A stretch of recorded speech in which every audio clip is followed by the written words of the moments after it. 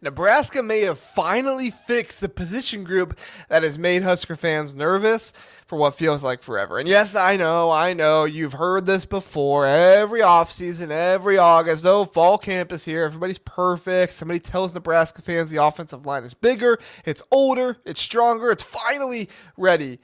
And then Big Ten play gets here, and somebody gets pushed backward. The quarterback starts running for his life, and everybody wonders why we believed it once again. But this time, I think we have a major difference here. Okay, Nebraska isn't spending fall camp desperately trying to figure out who its 5 offensive linemen are. They basically already know at this point. And if the depth developing behind those 5 is as legitimate as it appears right now from what we're kind of hearing, this isn't just encouraging news for the offensive line. It could completely change what Nebraska's offense is capable of doing this season. So let's start with what makes this different, because normally when fall camp begins and you're talking about position battles with the offensive line, this is right near the top. Who's the left tackle? Who's the guard? Who's the 5th guy? Can somebody move positions? Do they have 6 playable men? Nebraska isn't really having those conversations right now. The starting group appears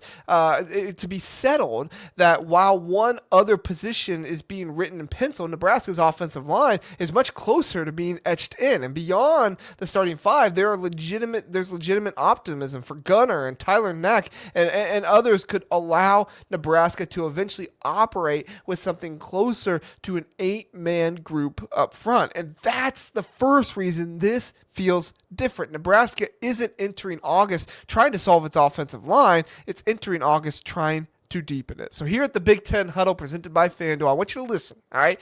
That matters way more than it sounds, because having 5 starting offensive linemen is one thing. Having 7 or 8 that you actually trust is where an offensive line starts becoming a strength.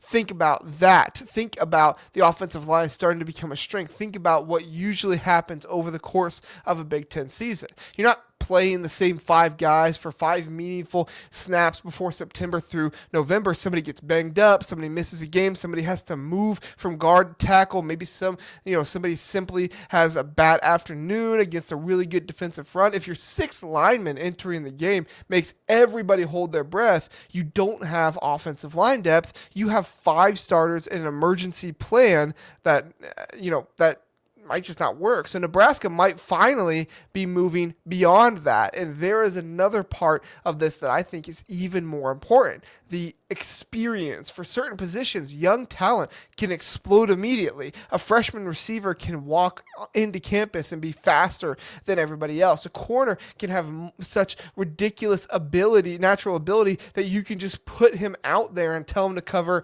anybody. Offensive line normally doesn't work that way, right? You're dealing with strength, technique, communication, leverage, assignments, age, defensive linemen who've been in college for strength program for 3 or 4, sometimes even 5 years at this point. There is no cheat code, and Nebraska finally looks like a program that doesn't really need one. So yes, knowing the starting 5 matters, but the real payoff is what that stability potentially does for everybody else on Nebraska's offense. That's where this starts having a ripple effect across the entire offense, because what is the biggest conversation around Nebraska at running back right now?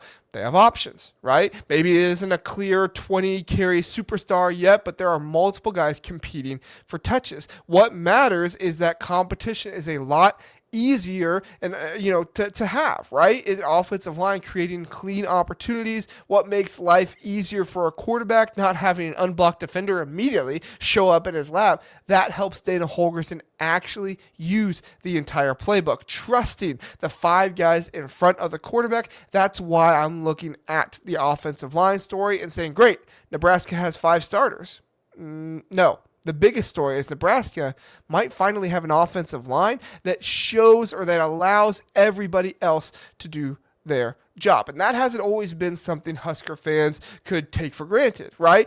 Now, I want to be careful here, because this is where offseason optimism can get dangerous. And I know the 5-7 year reigning champions of the offseason, I don't have to tell them that, right? Nobody has proven that in the elite Big Ten offensive line yet, right? Nobody has proven Nebraska is suddenly going to line up against best defensive fronts in the conference and move people wherever it needs. That's not my argument. In fact, Nebraska doesn't even need that to be true. That's the encouraging part here. Nebraska doesn't need 5 all Big Ten offensive linemen. It needs stability. It needs competence. It needs a group where the offense isn't completely changing what it wants to do because one position up front can't hold up. And now with a new offensive line coach, with Dana Holgorsen being more comfortable, it sounds like, with his offensive line, they don't have to be necessarily dominant. They just need to be reliable. They don't have to be perfect. They just need to be trustworthy. There is a massive difference in those things. And if you're Nebraska, trustworthy might be transformational here, especially when you look at last season, because think about how football games eventually are actually lost in the conference. 3rd and 2, and you get stuffed. 2nd and 7 becomes 3rd and 12 because somebody gets beaten immediately. You're driving late in the 4th quarter. Everybody in the stadium knows the pass is coming, and your quarterback doesn't even get enough time to get the second read. Those are the snaps where an offensive line determines whether you're talking about a nice looking offense or an offense that can actually win games, that can come up in the moments when you need the dirty yards, when you need the gritty yards. Nebraska doesn't need this offensive line to become famous. It needs this offensive line to stop being the reason possessions die. And here is the part where I think Nebraska fans should be especially excited about. The offensive line might be one of the few places on this roster where we aren't spending August asking who the heck is going to play. Right? Look around the roster. Running back could continue deep into the non-conference schedule. Nebraska has a legitimate cornerback competition. They're sorting through pieces on the defensive line right now. There are interesting questions behind the top tight end. That's normal in fall camp, but offensive line, if you can get that solidified early in fall camp and Nebraska appears to have the answers, that's incredibly refreshing, much easier on your offense. And it means instead of spending September trying to discover the starting 5, Nebraska can spend September getting those 5 adjusted to everybody else. And the next 2 or 3 guys get better together because they're getting ready if the opportunity, God forbid, does arise because of injury or something like that. That is a completely different development situation. You're polishing instead of rebuilding. You're creating depth instead of hunting for starters. And if that continues, it creates something Nebraska desperately needs when Big Ten play arise, because it's never going to be perfect on the offensive line for the entire season. They need options. If somebody struggles, you have another player. If somebody gets hurt, you don't completely restructure the line. If a matchup calls for something different, maybe you've got enough experienced bodies to make an adjustment. That's when depth becomes an actual competitive advantage instead of a number of coaches brag about in August. And this is where expectations get really interesting as well. FanDuel is giving Nebraska the 13th best odds to win the Big Ten at plus 1,700 or 17,500, right? That's worse than teams like Minnesota, Wisconsin, Illinois, UCLA. But then you have them with better odds to win 6+ games than UCLA and Minnesota. Translation, the public is projecting Nebraska most likely wins about 3 or 4 games in the Big Ten this season, probably having a losing season in conference play. But if Nebraska's offensive line really has gone from question mark to strength, that changes how I would think the floor of this team is with 6 wins, because offensive line stability raises the floor of almost everything around it. The running game should be more dependable. The quarterback should have a better chance to stay on schedule. Holgorsen should have more freedom as a play caller as well. And perhaps most importantly, Nebraska should have fewer possessions destroyed before they really begin. That doesn't guarantee wins. Don't get me saying that. It doesn't guarantee championship runs, but it makes Nebraska much harder to beat, much more difficult to defend, much more reliable for their quarterback, so that way you don't go to Minnesota and get sacked 9 times, right? And that brings up the biggest question of the entire conversation here. What does fixed actually mean, right? What does that look like? Because I don't think Nebraska's offensive line has to become Ohio State or Oregon or Indiana or anybody like that. It doesn't have to suddenly become the best unit in the conference. Fixed means we stop making videos in October asking why the offensive line is sabotaging everything else Nebraska wants to do. Fixed means you're not going up against Penn State and wondering, do we even have anybody that can block these dudes? That's the standard. Can this group become an actual weapon?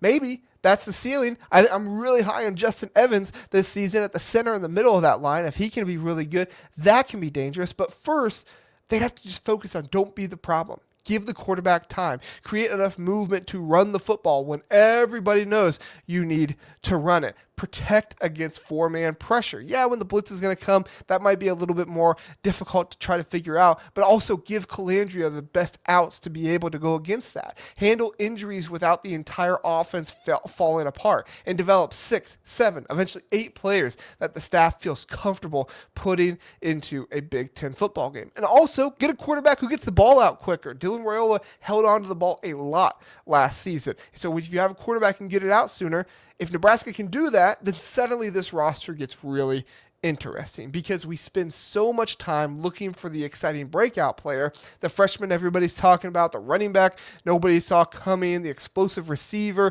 the quarterback putting up high numbers. But sometimes the most important offseason development is kind of boring, right? 5 giant dudes finally becoming dependable, and Nebraska might just have that. And that's why the fact that we're not talking about an offensive line competition might be one of the biggest stories coming out of Nebraska's fall camp. If you like the Big Ten Huddle, if you like everything we've got going on here, please do like the video, subscribe to the Big Ten Huddle. We appreciate you being here. We thank you so much for being a part of what we do here at the Big Ten Huddle. And join us on Sunday and Tuesday nights at 9 p.m. Eastern Time. Me and Zach talking through big topics, sometimes smaller things with teams, but a lot of big topics, covering every team in the Big Ten. We appreciate you being here. Thanks so much for listening and watching.